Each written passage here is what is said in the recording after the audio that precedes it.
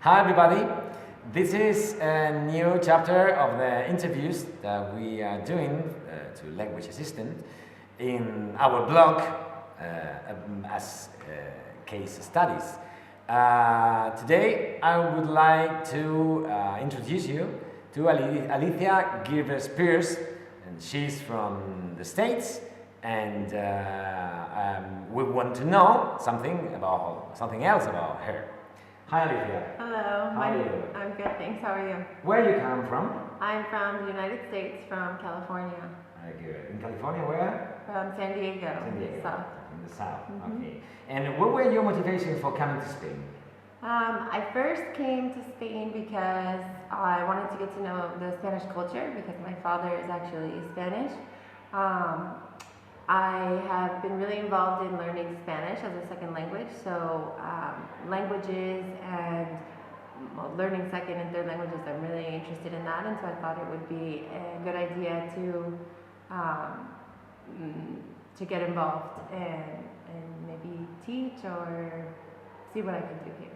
And you are interested in education? Definitely. I was definitely interested in education before I came. I thought maybe that could be something I wanted to do, and as I had learned a lot in the past 2 years, because this is my second year as a language assistant, I'm definitely even more interested and think that it's something that I want to pursue a bit more. Good. And what is your academic background? I have a degree in Hispanic Studies with a focus on Spanish, so I've had some, like I said, experience with learning a second language and learning about culture and a bit of travel and stuff like that, and also have a minor in sociology, so this kind of thing is perfect, I think, for what I study. Yeah, it is. And what were some of the difficulties you faced during your transition to Spanish lifestyle?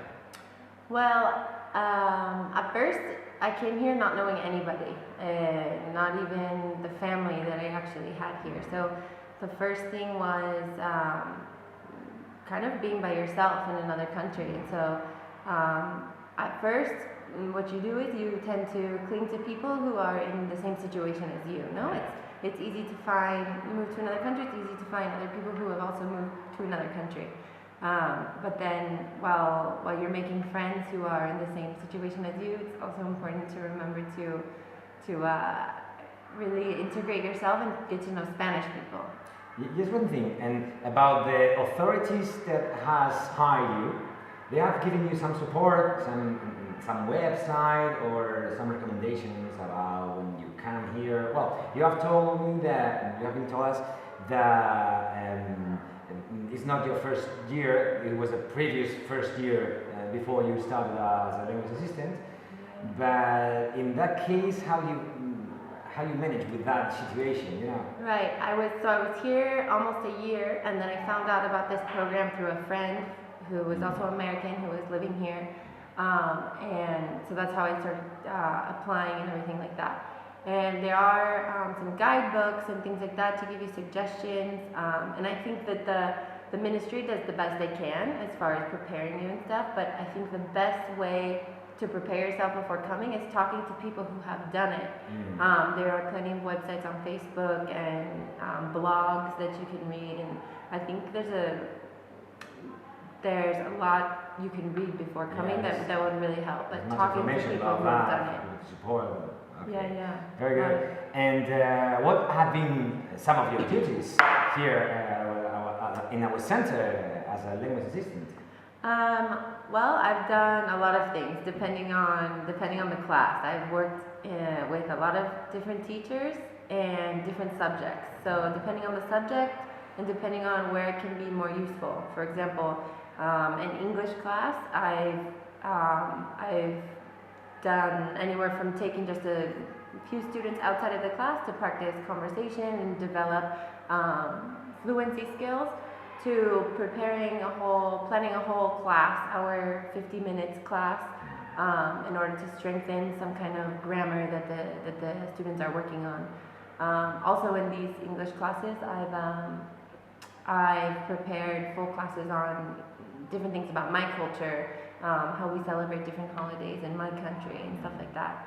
And then I've also worked in other classes, subjects that I'm not so familiar with, but and that can be me getting really creative and bringing in something that I think the students could have fun with. For example, music class. I'm not very musical, I would say, but the teachers that I've worked with have given me kind of some freedom to try and work with the students with that, but also they understand that I'm not a musician or I'm not a biologist, so they've given me material also to use with the students. You try to reinforce the vocabulary or the specific terms of these subjects. Exactly. So maybe I'm not teaching biology, but I'm helping them discuss these topics that they're working with in their biology class. And always with the conversation as the main objective. Yeah, the root, I guess, where wanting me to speak and helping the students develop fluency skills through speaking conversation. Good, very good. And finally, what piece of advice would you give to prospective language assistants? The main thing, and I think if you're moving to another country, no matter what you're going to do, is to have an open mind, because you can't always compare it to, in this case, the American school system or the American way of doing things. You have to have an open mind, understand that it's a different culture, and that there are definitely things you can learn from, and there's things that you might not like and that you might like more, and you're working with so many different teachers, and you have to keep in mind that they all have their own ideas about how teaching works, and you have to kind of be versatile, and you're there to help this teacher. So you're not there to really put your own teaching mechanics, teaching ideas in front of theirs. It's to help and facilitate the English learning. You recommend this, becoming a language assistant to other people? Definitely. I think that it's been great because there's a community here. You're not just moving to another country, but you're moving here to do something, and there's a community here to help you with the transition. Also, I think the compensation is great. I'm working basically, depending on what school you are assigned to, will depend on the timetable you have. And so I've found it really nice to work in the mornings, and then I have time in the afternoons to also give some private conversation classes if I need to make some extra money. So I think the conversation is great for the hours that you work. Also, keep in mind that you're working 16 hours in the school, but you also have some hours where you will be preparing classes and stuff, so you need to factor that in. But usually you can get most of the work done at school, even on 1 hour that you have free or something. Very good. Okay, thank you very much. Thank you. Yeah, this is another chapter about the conversation with language assistants, and I hope to see you in the next chapter. Thank you.